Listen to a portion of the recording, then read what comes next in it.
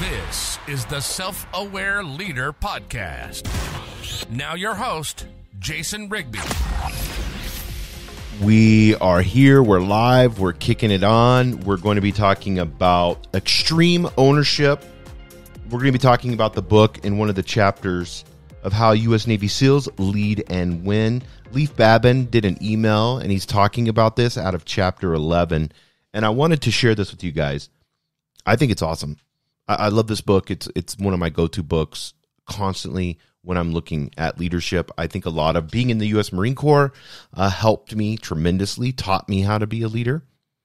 And I've shared with you guys this before.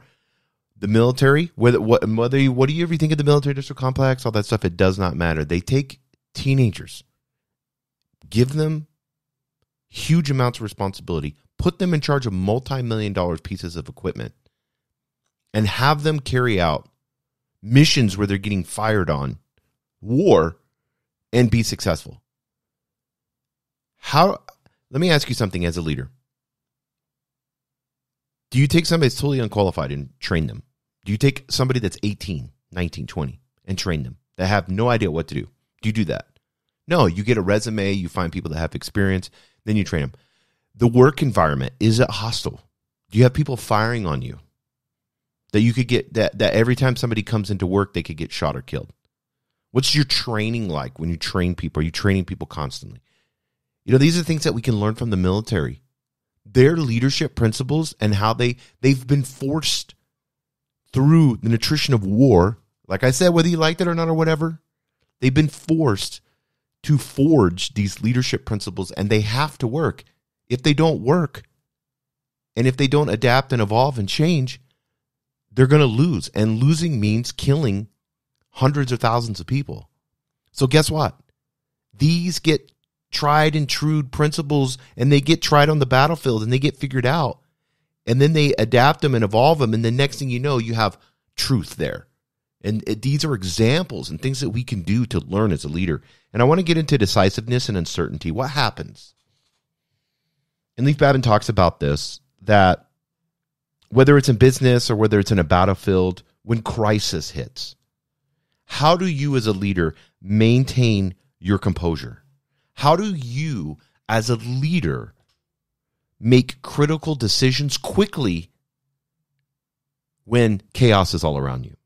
And I've seen this happen over and over again, where you have really good leaders, but when chaos hits, they don't know what to do. We've seen this, haven't we, with our leaders, especially here in the United States. I know other countries, you guys listen all around the world. You saw this with your leaders a few years ago, right? Where they didn't know what to do. They were being indecisive. And then they were trying to make like half-assed decisions. And it was just so weird. It was weird, wasn't it? It was almost like, oh, these people aren't good leaders. I'm finally seeing this. No one's being decisive. No one's taking this chaos and making order out of it. They're just using the chaos for what? To create more chaos or more fear, and then taking control of that. And that's something as a leader, a good leader is you want to help your people because you love them. You want to help your people have order in the chaos. So how do you navigate the storm?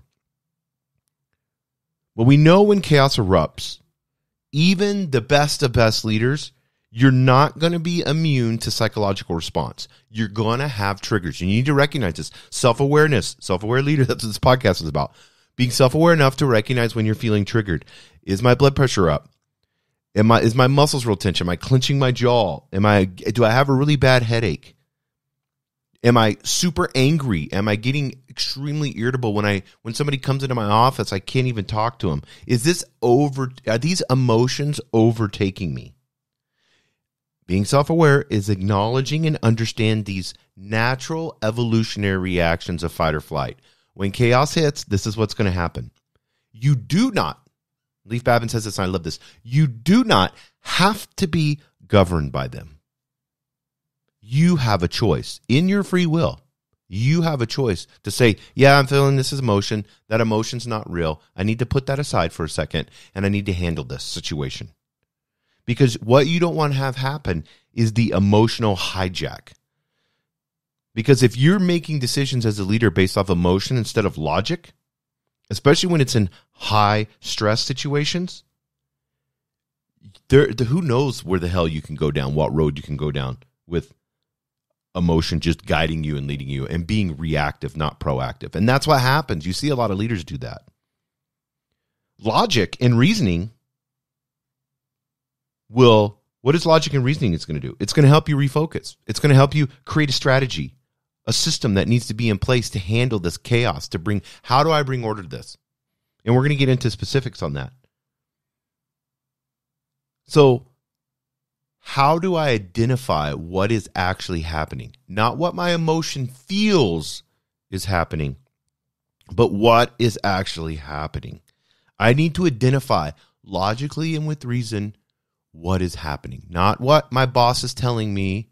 If you're a mid-leader and he's overreacting and thinks that the end of the world's going because you're losing a big client, or maybe a supply chain issue's screwed up, and so now that's causing contract issues, and now it's the end of the world. No. You don't need to react. What's going on? What is happening? And you can help. If you're a mid-level leader, you can help your boss and those that are above you have order. Say, hey, I know this is crazy. I would like to be able to have a meeting this afternoon, and I kind of want to show you guys a little quick PowerPoint about the things of what I see of how we can bring order to this. And here's what I'm going to do with my teams. And I kind of want to just get a game plan with you guys, if that's fine. You have to, and Jocko Willink, who's the main author of this book with Leif Babin, co-authors, Jocko Willink says you have to learn to detach emotionally. Detach from the situation. Get out of there for a second. If you need to go for a 5-minute walk or you need to get out of the room, detach yourself. Like, imagine yourself. This is what I do. I see Jason. He's sitting there all in turmoil, all emotional. And then there's this higher self, Jason, with tons of wisdom, eternal wisdom that's there. And I'm a spiritual person, so this helps me. Looking at this, laughing at me, saying, this is easy. We've handled all kinds of situations down through the centuries. This is an easy one, Jason. You can handle this. So learn to detach emotionally and then refocus on the priorities at hand. What's the easiest things that you can do that will start to get the snowball rolling for order? I need to get some order started. What are easy things that we can do? This ability to detach and act based on logic, not emotion, is a foundational component of successful leadership. This is a foundational component of successful leadership. So what usually happens when people need to make a call? You got to make the call. You're the leader. People are like, they're looking up at you. Well, human nature tends to resist making decisions under uncertain conditions. We don't like that. So we prefer to wait till we have a clearer picture. This is true in combat, in business, and in our life. However, waiting for full clarity is not an option, guys. You're not going to get that.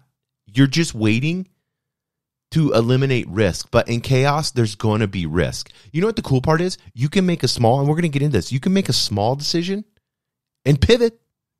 Make a bunch of small decisions and pivot, and we'll get exactly how to do that. But waiting for full clarity is not an option. The enemy, the competition, is always a moving target. You cannot afford to be paralyzed by the lack of complete information. Get as much information as you can, and then you as a leader get your team together, present the information, and then you guys together in a room, lock yourself in there, you guys together in a room, say, hey, we got all this chaos. Here's all the chaos. Let's write it all down on a whiteboard. How are we going to create order to each of these? What are the easiest steps that we can do right now? And that's called iterative decision making. It's small and steady steps. If you adopt iterative decision making, it allows you to take the measured, key word there, measured steps based on the best available information at that time. So you say, here's the information. How do I create order out of this chaos? How can I solve this? Let's take these small steps at this time. Then we're going to meet again in 8 hours. We're going to meet again the next day. We're going to meet again 2 days later. We're going to meet again 3 days later. And we're going to keep taking small steps. If you need to have a meeting every 4 hours or 8 hours for whatever the chaos is, you need to punch through that and get that order in there.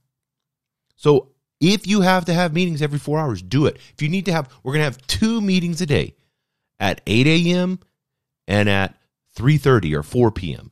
And we're going to go over how we're creating order in this situation. What have we done today? What have we done this morning? What did we do this afternoon? Gain clarity on it, guys.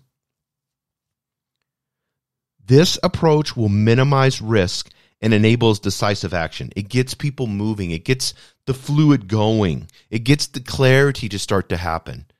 People love to work in chaos. They do. If they know that they have a good leader and they have foundational principles that they can work in that chaos. Because what happens? They get to go through a challenge, don't they? And we as humans love that. That's why we're having so many mental health issues, because we don't have a challenge anymore. The biggest thing that happens to us is the biggest thing that ever happened to us. And the biggest thing that happened to somebody could be that their soy milk and their latte wasn't warm to 182 degrees that they like, and so they're pissed off for the whole day. That's what's happening. We need to have a little bit of good suffering. That's why you go to the gym, right? That's why I love to go to the gym early in the morning, get it done. My hardest thing is done and over with. My body's sore, it feels great. Let's move on. Blood's flowing. Let's go. Now, this is the cool part, is as you begin to look at the situation, you're not overanalyzing. You're taking information, and as you take in new information, you're taking new action. And then you get to recognize these moments as prime opportunities for training and growth. You can encourage the use of iterative decision-making among your subordinates. And then they get to act and report to you. They're moving and shaking too, and they get to act based on the best current information. And then they're reassessing and adjusting as the new data emerges. And they're solving problems. And then you get to come into the meeting, whether you have it twice a day, every day. You know, if the problem's, you don't have too many meetings, but you also want to make sure that you need to find a balance in that. And you'll know as the meetings come in, are you getting really cool new information? If it's the same stuff being regurgitated, have a less of a meeting. Or get on to the people in a good way, but be like, hey, where's the fresh new information? What is happening? We talked about this 8 hours ago. Seems like nothing's happened. There's nothing completed. What's the new data that's out there? And then they're saying, here, we reacted. Here's how we did it. We received this information. Perfect. Let's go. These meetings can be 10 minutes, 15 minutes, 20 minutes. So when you lead with certainty in uncertain times, you set yourself off in the top 1% of leadership. Whether it's the boardroom, the battlefield, uncertainty is going to be there. It is a constant in life as a leader. There are no guarantees of success. And the full picture with all the data that you get will never, ever be super clear. You have to lead effectively. You have to steer those that you love and those that you serve towards victory. And you must get used to being comfortable under pressure. You need to act with logic and decisiveness and practice this. Put yourself under pressure. Go on long hikes where it's really hard. Physical is a really easy way to put yourself under pressure. Do that. Embody this leadership, guys. Take ownership of it. Navigate. And over time, you're going to learn. This chaos is training you, and you're going to see that you can bring order to uncertainty. And who would not want to work for someone like that? That they know no matter what happens, you've got their back. You love them. And that you guys are going to be successful to the best of your abilities. Thank you for tuning in to the Self-Aware Leader Podcast with host Jason Rigby. We hope this episode has inspired you to unleash your full potential and embrace your inner leadership. By expanding your consciousness, you can transform your mind, body, and soul and become the remarkable leader you were always meant to be. If you found this episode valuable, please share it with your loved ones and help us expand our community. Thank you for listening, and we look forward to having you join us again on the Self-Aware Leader Podcast.